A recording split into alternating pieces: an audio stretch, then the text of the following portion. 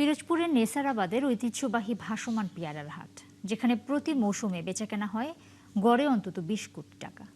স্থানীয় অর্থনীতিকে আরও সমৃদ্ধ করতে জেলায় একটি কোল্ড স্টোরেজ এবং জেলি কারখানা নির্মাণের দাবি জানিয়েছেন চাষি এবং ব্যবসায়ীরা। পিরোজপুর থেকে তরিকুল ইসলামের পাঠানো রিপোর্টে বিস্তারিত। বৃষ্টিস্নাত সকালে এভাবেই একের পর এক ডিঙি নৌকায় পেয়ারা নিয়ে হাজির হচ্ছেন চাষিরা। পিরোজপুরের নেসারাবাদের এই হাটে আকার ভেদে প্রতিমন বিক্রি হয় 600 থেকে 800 টাকায়। আকারে বড় ও সুস্বাদু হওয়ায় যার সুনাম ছড়িয়ে পড়েছে ঢাকা, চট্টগ্রাম সহ দেশের বিভিন্ন অঞ্চলে। আটঘরের ভাসমান এ বাজারের সৌন্দর্য উপভোগে নানা স্থান থেকে প্রতিনিয়তই জড়ো হন পর্যটকরা, যা ঘিরে তৈরি হয়েছে অর্থনৈতিক কর্মচাঞ্চল্য।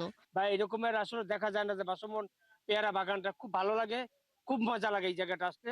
এই যে বিদেশিরা আসে, কোনো একটা বসার জায়গা নাই। সরকার যদি এই পর্যটক এবং বিদেশিদের জন্য একটু গেস্ট হাউস বা রেস্টুরেন্টের ব্যবস্থা করতো, তাহলে কিন্তু আসলে সবার জন্যই ভালো হতো। স্থানীয়রা জানান, পেয়ারার অর্থনীতিকে আরো সমৃদ্ধ করতে প্রয়োজন কোল্ড স্টোরেজ ও জেলি কারখানা, যাতে গুণগত মান ঠিক থাকার পাশাপাশি সঠিক মূল্য পাবেন চাষি ও ব্যবসায়ীরা। আর এই জায়গার পেয়ারা খুব সুস্বাদু, তো এই জন্য অনেক মানুষে ভালোবাসে, এই জন্য পেয়ারা চাহিদা বেশি। মাল যায় ঢাকা, নোয়াখালী, ঠিক আছে আপনার এই যে চট্টগ্রাম, ঠিক আছে আপনার সিলেট। স্বল্প সুদে যদি ঋণ দেয় তাহলে আমাদের অনেক চাষিদের আরো উৎসাহ বাড়বে। যদি একটা কারখানা থাকতো, পলিস্টারটা জিনিস থাকতো, আমাকে খুবই ভালো হতো এলাকায়। চাষিদের পেয়ারা উৎপাদন বৃদ্ধির জন্য সব ধরনের পরামর্শ দেওয়ার কথা জানায় কৃষি সম্প্রসারণ অধিদপ্তর। মিনি কোল্ড স্টোরেজের ব্যবস্থা যদি করা হয়, তাহলে এই পেয়ারার সিজন থেকে যে পেয়ারা উৎপাদিত হয়, এই উৎপাদিত পেয়ারা সংরক্ষণ করে রাখতে পারলে কৃষকগণ ন্যায্য বাজার মূল্যটা পাবে।